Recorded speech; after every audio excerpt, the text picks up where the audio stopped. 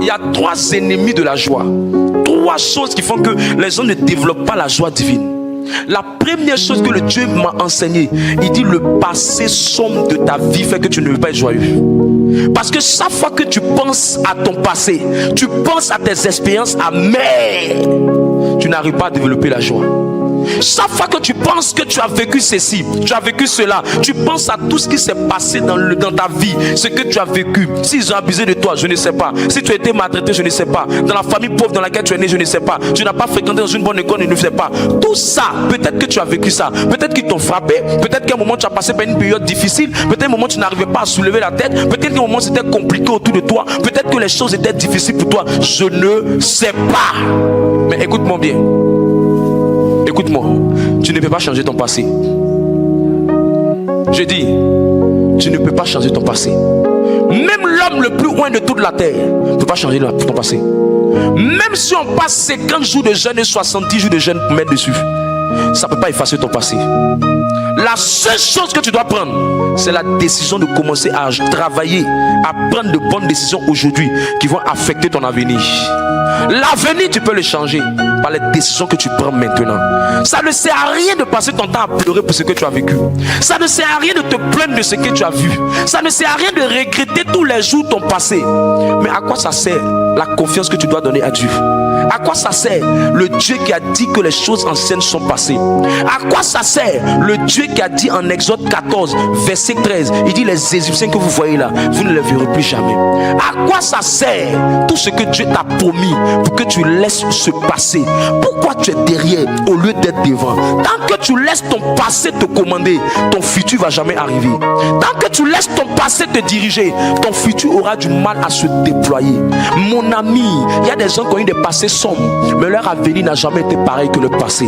Le passé n'est pas fait pour diriger ta vie. Peut-être que quelqu'un t'a blessé le cœur, je ne sais pas. Peut-être que tu as vécu des choses qui sont amères. Oui, homme de Dieu, ce que j'ai vécu me dépasse. Oui, je sais, ça te dépasse la tête, ça te dépasse le cœur. On ne peut pas, mais on ne peut pas expliquer. C'est trop fort. Mon souvenir est amer. Écoute, si ton souvenir est très amer, si ton expérience est très amère, si ta situation est très amère, si ce que tu as connu est très amer, si quand tu vois, tu penses à ça, ça te fatigue, jette ça.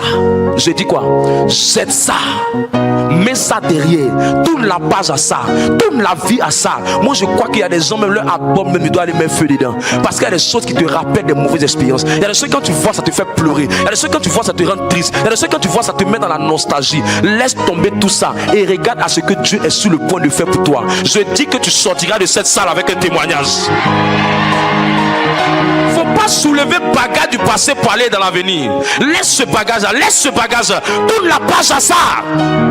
Arrête de pleurer pour ça. Dis à ton voisin, il faut pas se passer la vie, pardon.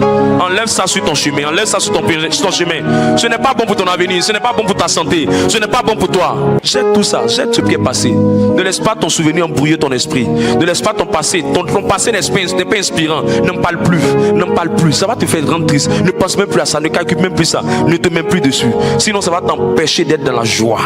Alors je libère la joie sur toi dans le nom de Jésus-Christ.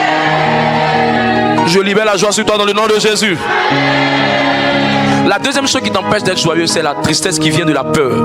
La peur d'échouer, la peur de rester célibataire, la peur qui provient des circonstances négatives, des problèmes que tu vis, la peur qui vient te paniquer. Tout ça, ça te rend déprimé. Depuis quand tu as pensé à ça, ça a changé quelque chose? Tu penses que c'est en pensant à ça que tu vas changer quelque chose? Non. Je pense donc je suis. Laisse tout ça.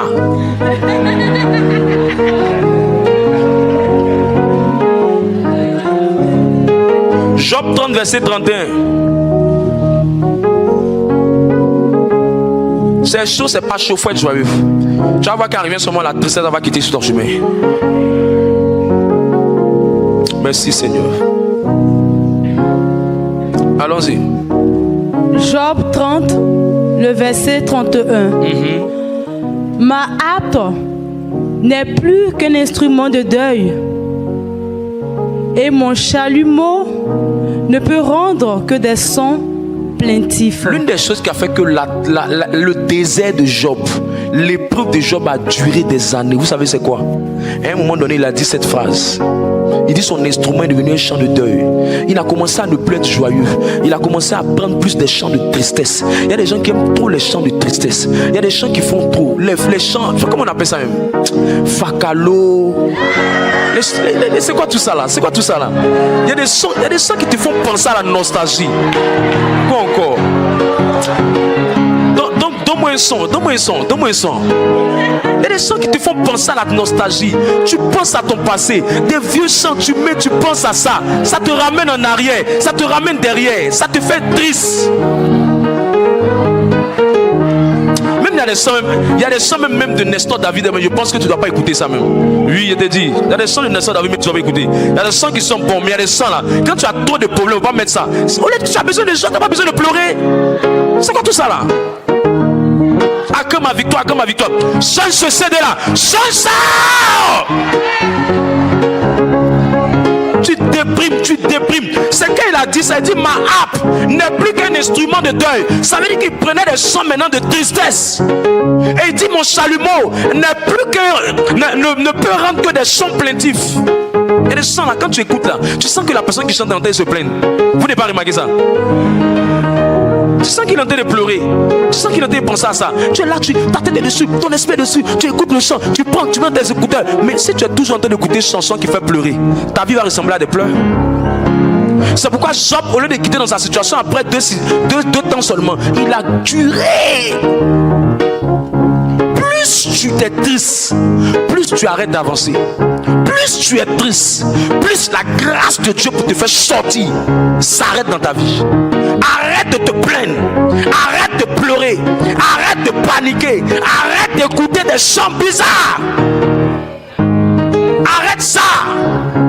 Souvent même quand j'étais dans le temps, je montais dans les Baka là. Souvent même tu écoutes même les sons même des apprentis de Baka là, c'est la dépression. Tu sens la dépression. La vie m'a pas donné ce que je voulais. C'est que des bêtises comme ça. Je mets mes écouteurs, j'écoute enseignement. Tu vas mettre ça dans mon esprit. Tu vas pas me rappeler que je suis orphelin. Tu vas pas me rappeler que je viens d'une famille pauvre. Tu vas pas me rappeler ça. J'ai pas besoin de ça.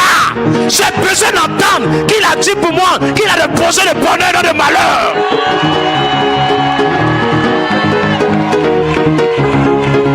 Les funérailles ne changent pas la vie. Quand on va au funérailles, le monde ne revient pas. Ce n'est pas les pleurs qui changeront. Il faut que tu te lèves et tu dis, peu importe la circonstance, peu importe la situation, je décide que rien ne va tuer ma joie. Que rien ne va tuer ma joie.